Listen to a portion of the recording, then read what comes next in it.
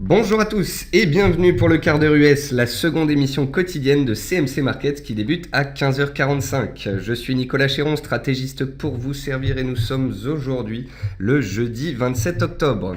Le titre du jour est Balle au centre. Balle au centre pour le CAC qui fluctue entre 4500 et 4540. Il est en plein milieu. Balle au centre pour le S&P 500 qui est dans la zone des 2140 points, en plein milieu de la zone de range qu'il travaille depuis 15 jours. Balle au centre pour le pétrole qui est posé sur son support très attentiste. Balle au centre également pour le dollar index qui consolide depuis 4 séances à plat après une belle appréciation pendant 3 semaines. Donc voilà, on est dans des marchés qui se stabilisent, on travaille des ranges. On essaye de définir ensemble les bornes basses et les bornes hautes de ces ranges pour pouvoir soit les mettre à profit, soit constater leur cassure et des changements de tendance. Je suis donc content de vous retrouver pour cette seconde émission. On va tout de suite faire le point ensemble. Avant toute chose, un avertissement sur les risques concernant le caractère purement informatif de cette présentation et les CFD. Je vous invite à en prendre note. Vous pouvez, comme à chaque émission, utiliser les fonctions de chat et de questions-réponses pour pouvoir converser avec moi. Ensemble, on va voir les derniers mouvements intraday sur les actions européennes, les statistiques et le chiffre du jour, les actualités aux États-Unis, une figure graphique reconnue par la plateforme de CMC Markets. Et bien évidemment, je répondrai à vos éventuelles questions. Alors, en termes de mouvement intraday, le S&P 500 gagne 0,4% à 2148 points, toujours soutenu par ses supports. Il est redescendu un petit peu vers les 2140 points le temps que je finisse cette présentation. Donc, il est toujours dans une neutralité. Le Nasdaq 100 a pris appui sur son oblique de tendance haussière à 4850 points. Il tient ses supports, tout comme le S&P, tout comme le CAC 40. Mais ce n'est pas pour autant que l'on continue de grimper et que l'on attaque les résistances. On est vraiment dans une situation de stabilisation. Le CAC 40 a positivement de nouveau testé les 4500 points, support clé. Il les a touchés ce matin, il est remonté très rapidement vers 4550 comme hier après-midi. On y a échoué, on est revenu à 4500, on a rebondi, on est remonté à 4540 et là on est à 4520. Vous l'aurez compris, c'est un range. Les acheteurs sont en bas, les vendeurs sont en haut. Il n'y a pas de catalyseur pour en sortir pour le moment. Donc restons pragmatiques, factuels, prudents. Et on parlera de décalage si et seulement si on casse l'un de ces seuils en cours de clôture. Le VIX perd 2,24% à 15,23 points, signe tout de même de complaisance des opérateurs. Le pétrole WTI tient les 49 $, sans tendance claire. Il évolue en fonction des rumeurs sur l'hypothétique gel de production des pays producteurs. Et puis le dollar index est stable. Il est stable en latéralisation depuis lundi. Et c'est donc également une latéralisation sur les paires majeures du Forex. Côté meilleure et moins bonne performance de l'Eurostoxx, on note Banco Santander et Banco Bilbao et Unicredit, donc 3 bancaires dans les hausses, ça fait du bien. Le secteur bancaire toujours recherché, c'est un bon point pour les marchés. Dans les baisses, les lanternes rouges, c'est 2 françaises, Schneider et Nokia. Et on a donc des baisses sur ces 2 titres de 2 et de 6,8% respectivement. Côté statistique, peu de chiffres. On a eu les ventes de biens durables aux USA qui sont tombées en ligne avec les attentes. Le chiffre du jour, c'est 47 milliards de dollars. C'est la somme que va débourser le fabricant américain de semi-conducteurs Qualcomm pour acheter le néerlandais NXP. Donc l'autre jour, je vous parlais du fait qu'on avait eu d'énormes fusions-acquisitions, d'énormes rachats pour plus de 100 milliards. Et donc là, sur l'espace d'une semaine, on est à 150 milliards d'opérations de fusion-acquisition aux États-Unis. Et ça, bien évidemment, ça soutient les marchés. Côté résultats d'entreprise, St. Jude Medical donne le feu vert à son rachat par les laboratoires Abbott. Dow Chemicals annonce un résultat supérieur aux attentes au troisième trimestre. Ford voit son bénéfice chuter de 56% et maintient ses objectifs pour 2016. Le titre était en retrait de 2-3% dans les premiers échanges. Groupon accuse une perte creusée à 38 millions de dollars. Tesla a réalisé son premier bénéfice trimestriel en 3 ans et le titre était en hausse de 4%. dans les premiers échanges. Et puis Twitter accuse une perte nette de 102,9 millions de dollars et supprime 9% de ses effectifs, soit 3860 employés d'ici le mois de juin. Le titre était en légère hausse à l'ouverture. Dans les plus fortes hausses et les plus fortes baisses d'hier, donc ça c'est hier à la clôture, on retrouve donc Akamai Technologies, Owens qui ont publié des bons résultats. Dans les baisses, toujours à cause de résultats, on retrouve Chipotle Mexican Grill qui a publié des résultats inférieurs aux attentes, notamment à cause d'un récent problème sanitaire qui a entaché l'image de la société. Et puis Edwards Life Science, c'est un spécialiste notamment des ventes de valves pour le cœur, et il a sorti des ventes en baisse inférieures aux attentes, et c'est pour ça que le titre a été vraiment sanctionné, moins 17% hier. Et puis, dans l'outil de figure graphique, de reconnaissance de figure graphique de la plateforme de CMC Markets, je voulais vous montrer donc le résultat de figures que l'on a détectées ensemble et que l'on a décrit ensemble ces dernières séances. On avait vu un biseau ascendant sur le FTSE, on était sorti par le bas de ce biseau, on avait fait un pullback sur le biseau avant de repartir à la baisse. Et vous voyez que l'objectif théorique du biseau, qui est le retracement de 100% de la figure, a été fait. On est revenu sur les 6920-6930 points, c'était l'objectif théorique. Et depuis, les acheteurs ont défendu le support et on est reparti à la hausse. C'est un deuxième exemple aussi sur le Dow Jones, donc l'US 30 en données 1 heure. Souvenez-vous, on avait vu donc ce triangle. Le triangle, donc on en était sorti par le bas. On avait atteint l'objectif théorique de baisse, on l'avait même dépassé. Je vous avais dit hier qu'on approchait de support, qu'on était sur le fil du rasoir. Eh bien, cela n'a pas manqué. Le support a été touché et le Dow Jones est reparti à pleine vitesse à la hausse. Donc voilà, on avait soit un biseau, soit un triangle. On est sorti par le bas de ces figures et ça permettait en données horaires d'anticiper, de constater des mouvements baissiers et d'anticiper des retours sur les supports. Mais vous l'aurez compris, les supports tiennent, les acheteurs sont toujours bel et bien là sur les indices boursiers.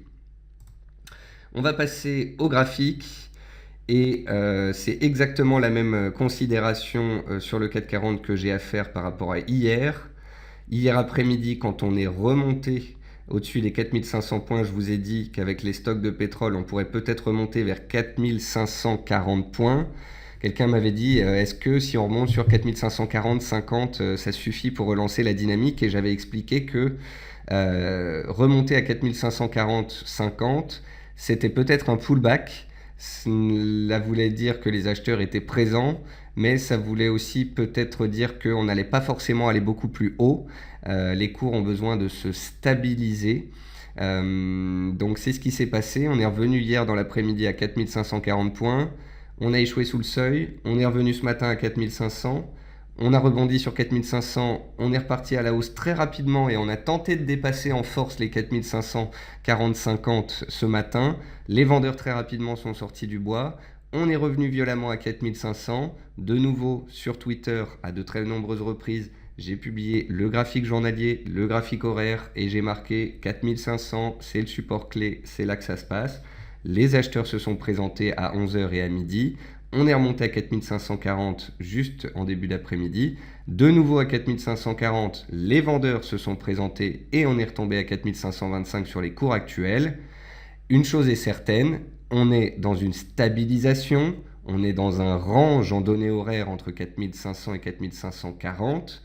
Il n'est pas forcément évident d'anticiper une sortie de ce range, mais l'analyse technique nous donne quand même un indice. Elle nous dit que la tendance est haussière depuis 3 mois, la tendance haussière est en place sur les 2 dernières semaines, on est sur un support journalier. Or, en l'absence de catalyseur baissier, de décrochage des bancaires ou du pétrole, on est sur support, la tendance est haussière, la probabilité est donc haussière et c'est la raison pour laquelle ceux qui mettent à profit les supports doivent en être plutôt contents.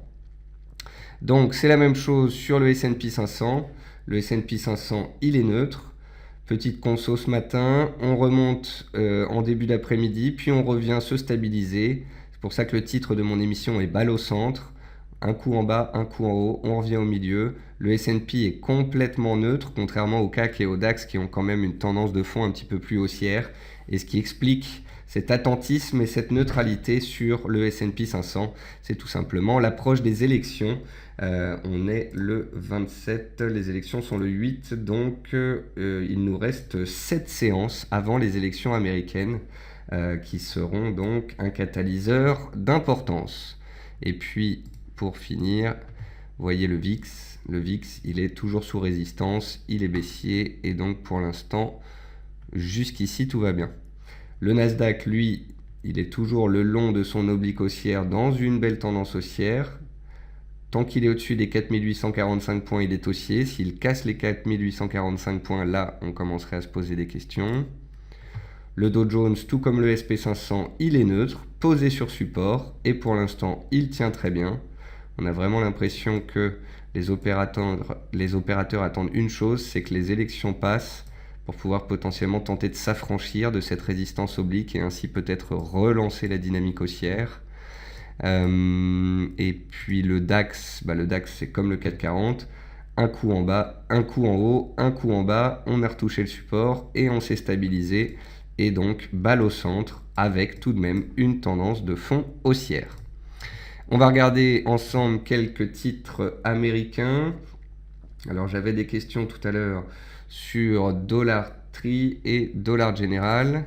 Donc Dollar General, c'est celle qu'on a vue hier, qui est dans une tendance mensuelle haussière depuis 5 ans. On est pile poil sur un support de très long terme. En données hebdomadaires, on est stable depuis 2-3 semaines.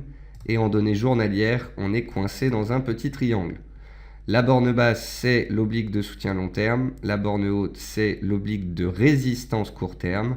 Et il faut qu'on déborde l'un de ces deux niveaux pour donner un signal fort. Si on casse l'oblique long terme, ça change la donne sur le titre. Si on tient l'oblique long terme et qu'on casse de la résistance, là, peut-être que la hausse pourrait redémarrer. Donc ça, c'est Dollar General. Et après, Dollar Tree, je ne l'ai pas encore regardé. Du coup, on va l'ajouter à ma liste. Alors, Dollar Tree, où est-ce qu'elle est passée? Elle est là. Alors, on va prendre un peu de recul. On va se mettre en données hebdomadaires. Oui, donc c'est...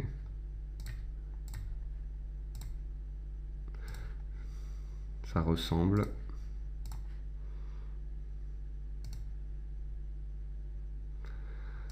C'est une situation plus ou moins similaire à Dollar General, tendance haussière de fond là, sur les 3-4 dernières années. Cette année, très forte accélération, puis retour à l'envoyeur. Donc c'est aussi sur ce titre, balle au centre. Les vendeurs ont la main depuis quelques semaines, les acheteurs ont la main sur le long terme. On approche d'un support majeur à 75 $, donc c'est là que la suite va se décider. Ensuite, je voulais vous montrer Alcoa, souvenez-vous, Alcoa qui avait publié, donc une des premières sociétés à publier. À chaque fois, c'est la première société à publier quand il y a les résultats américains. On était revenu sur les plus bas du mois de mai, on les a travaillés plusieurs séances, et puis vous voyez que les acheteurs finalement arrivent à reprendre la main. Tesla donc a publié, et le titre à court terme gap à la hausse. Par contre, à moyen terme, Tesla, c'est clair que pour l'instant, c'est un grand range depuis 2 ans. Et sur les derniers mois, on voit quand même ici une pente baissière. Donc là, on arrive à la croisée des chemins sur Tesla. Le plus dur reste à faire.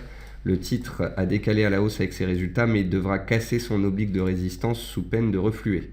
Donc voilà, on est ici sur la zone des 215 $ sur un pivot majeur. Illumina, qu'on avait vu tenir son support de moyen terme, tente de se reprendre. Si les marchés sont bien orientés, le titre pourrait, comme il l'a fait à plusieurs reprises, tenter de décaler et de repartir à la hausse.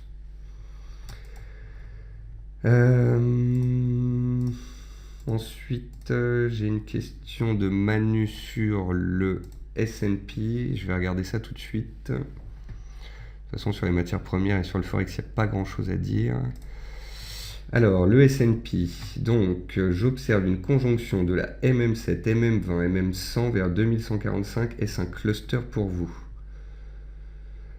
Alors, un cluster, ça va être une résistance sur un point clé ou un support sur un point clé. Là, vous me parlez des 2145 points. J'ai pas besoin de mettre les moyennes mobiles en question, la MM7, la MM20, la MM100, pour vous répondre que ce n'est pas un cluster. Les 2145 points, ils sont en plein milieu de la zone balayée depuis 6-7 jours. Donc c'est même pas un pivot journalier, c'est même pas un pivot en données horaires, c'est une zone qu'on a balayée dans tous les sens et donc ce n'est pas un cluster, ce n'est pas un point clé. On a des supports horizontaux, on a des supports obliques, on a des résistances obliques. Quand on a un support horizontal plus une résistance oblique plus une moyenne mobile, ça s'appelle un cluster, donc c'est un regroupement de supports ou de résistance. Là, les 2145 dont vous me parlez, c'est vraiment en plein milieu. Allez, on va passer sur les matières premières. Donc sur les matières premières, le sucre, je sais, je le répète tous les jours, il est dans un triangle, il va bientôt en sortir. Je vous dis juste ça parce que plus longtemps dure la compression, plus la sortie peut être violente. Le jus d'orange, il est clairement reparti à la hausse, c'est hallucinant. 8e séance consécutive de hausse, les acheteurs ont bel et bien repris la main et on a fait des nouveaux plus hauts annuels en cours de clôture. Donc la tendance de fond de moyen terme haussière a repris le dessus. Le pétrole, il est posé sur son support qui correspond au plus haut du mois d'août. Donc gardez bien cela en tête, c'est un pivot clé à 48,8. Tant qu'on est au-dessus, on peut grimper. Si on passe dessous, ça changerait la donne et ça pèserait sur les indices. Le blé, le maïs, ils sont remontés un petit peu et désormais ils se stabilisent. Balle au centre. Le riz, il est remonté pendant pendant une séance hier et là il se stabilise également. L'or se cherche, sans direction, toujours coincé dans son petit range entre 1260 et 1277. La sortie sera d'importance. Et puis sur les devises, pas grand-chose à vous dire de plus. Le dollar est complètement neutre depuis 4 jours. 1, 2, 3, 4 séances. On est en consolidation à l'intérieur d'une tendance haussière de fond. Pour l'instant, pas de signaux baissiers, pas de retournement. Si et seulement si on échouait de nouveau sous les 98,8, on pourrait consolider, revenir sur le support et ça permettrait à toutes les paires en dollars de réagir. Mais à contrario, le dollar reste fort et soutenu par les fondamentaux américains et les perspectives de hausse de taux au mois de décembre. Donc voilà, c'est la conclusion de cette émission. Balle au centre, mais un biais haussier sur ces marchés qui sont haussiers dans le fond. On a une volonté haussière qui se voit donc dans les graphiques. On a des catalyseurs haussiers qui sont les bons résultats d'entreprises américains notamment, plus les bons chiffres économiques, plus les banques centrales en soutien. Donc voilà, jusqu'ici, tout va bien. Et tant que les supports tiendront, eh bien, ce biais haussier fondamental et technique pourra être maintenu si et seulement si on casse les 4500 points. Alors là, on changerait d'environnement de marché. Voilà, sur ce, je vais vous souhaiter à tous une très bonne fin de journée, un bon trading, et j'espère vous retrouver dès demain à 10h pour la matinale. Au revoir à tous.